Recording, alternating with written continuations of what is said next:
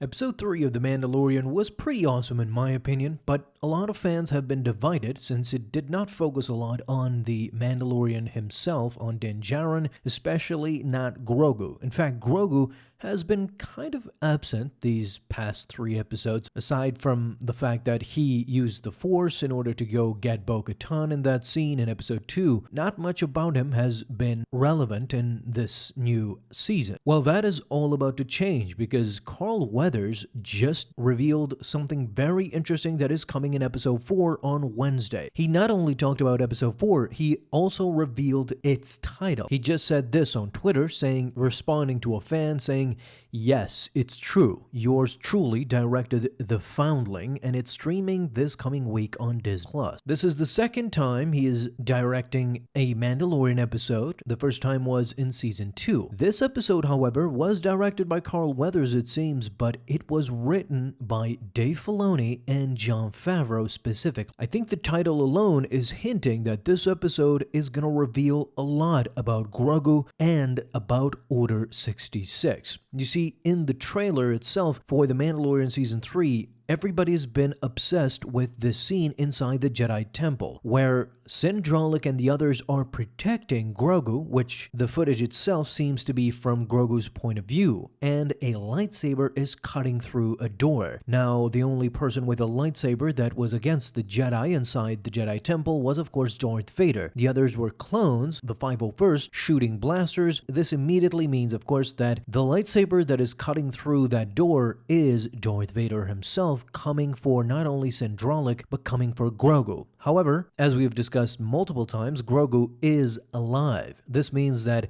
Darth Vader did not finish his job, at least when it comes to one youngling in Grogu. Episode 4 will potentially have major elements revealed in the Star Wars canon, likely, of course, associated with Grogu, right now the most famous foundling in the Star Wars galaxy. The title Foundling undoubtedly refers to Grogu, and since he is Din Djarin's foundling in the eyes of the Children of the Watch, it is safe to assume that the episode will be centered on Grogu's present and Grogu's past. This hints that episode 4 will focus on one of the major mysteries surrounding Grogu thus far, his experience with Order 66. We got hints of it throughout the seasons, but this time around it seems that it will be a major reveal. Season 2 and the Book of Boba Fett confirmed he was inside the Jedi Temple on Coruscant when Order 66 was executed, and in those visions we got to see the clones slowly entering the temple, shooting all the Jedi they could in a hallway, while the other Jedi were protecting Grogu. In the Obi-Wan series, we directly saw Darth Vader killing younglings. Reva was the one to recall it. But in my mind, it's not really important that Carl Weathers directed this episode. What is really important is that it is being written by Dave Filoni. You see, Filoni's previously written episodes have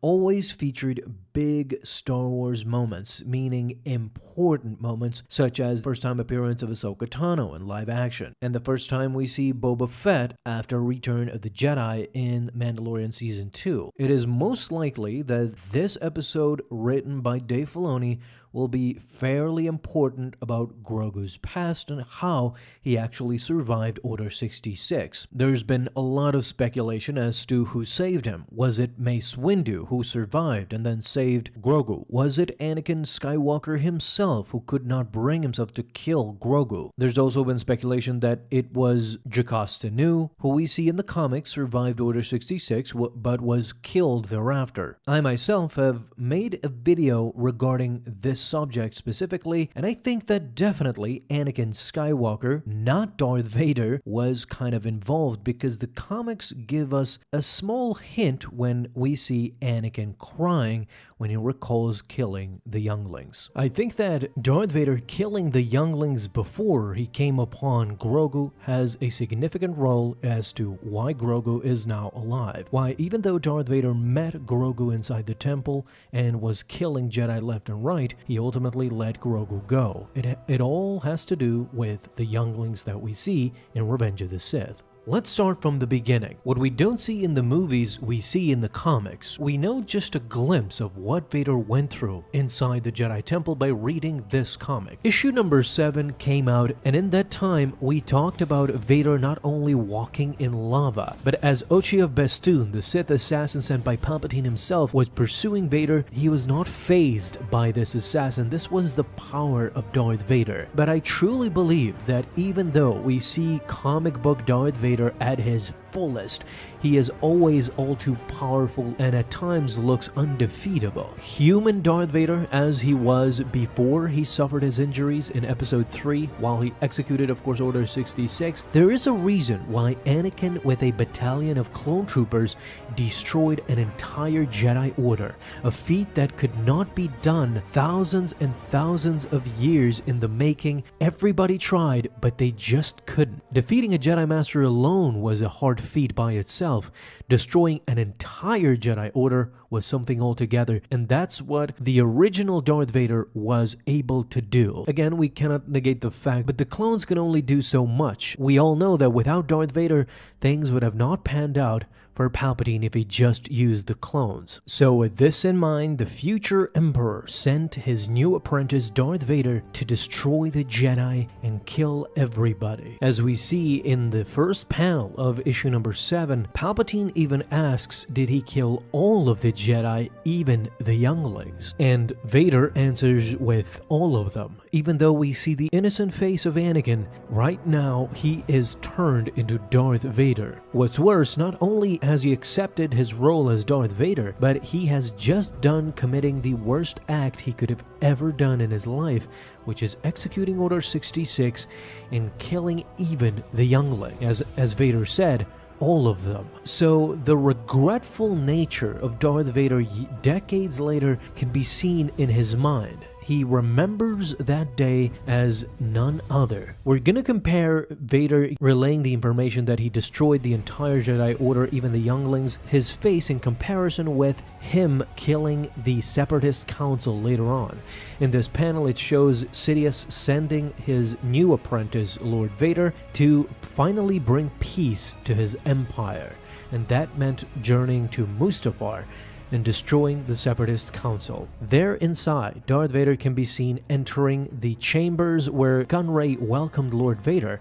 His face at that moment, you can see that he is not regretful in him finally killing the Separatist Council.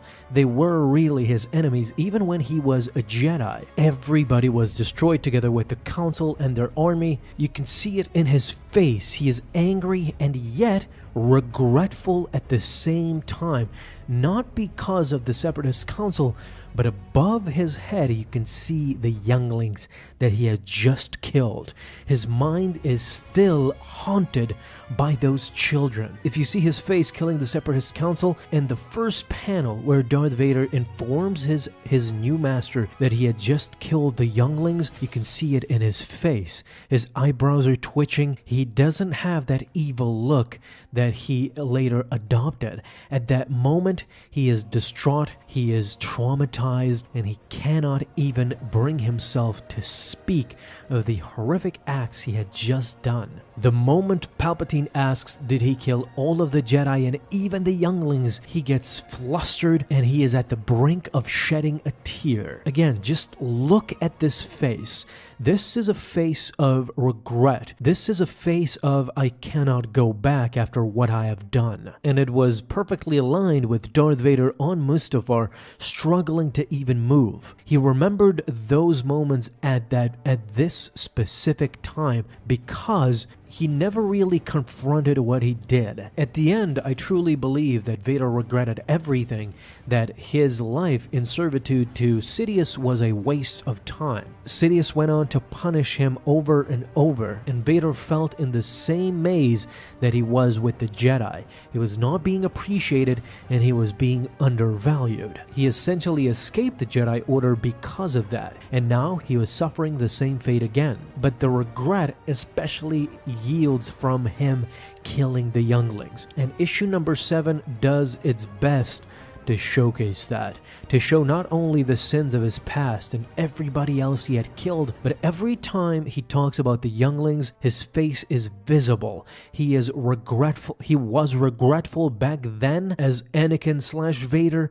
He is regretful now as a half-man, half-machine, broken-down human who cannot even move because the master who had originally sent him to kill those younglings now does not even value him at all, and worse, wants to kill him. You can clearly see that Anakin was definitely traumatized by killing all those younglings. So did he see Grogu before killing the younglings or after he saw the younglings? Because if he saw Grogu after he killed all those children, then I think he was definitely traumatized so badly that he just couldn't bring himself to kill Grogu at that time. This is why I think this shadow looming over Grogu just before he snaps out of his vision is definitely Darth Vader, looking at Grogu's cute, beautiful face and just not being able to kill him, eventually letting him go, and de facto some Jedi came around and rescued him from the clones too. Now this looming shadow in my opinion is definitely Darth Vader standing over Kid Grogu. Don't forget this is approximately 30 years before the Grogu we see now in the Book of Boba Fett, getting trained by Luke. Why I think this looming shadow could be Darth Vader is because Dave Filoni wrote this scene together with Jon Favreau. I don't think these guys insert these accidental things here. I think this mysterious shadow standing over Grogu just before the scene ends definitely signifies something, and it could signify the presence of Darth Vader. Of course, I would love to know what do you guys think as well. What actually happened between Darth Vader and Grogu? Talk to me down below in the comments. Thank you guys so much for watching this video, and if you enjoyed, leave a thumbs up down below. Subscribe for dailies. Now you have an awesome day, Star Wars fans. I'll see you in the next video, and may the Force be with you. Until then.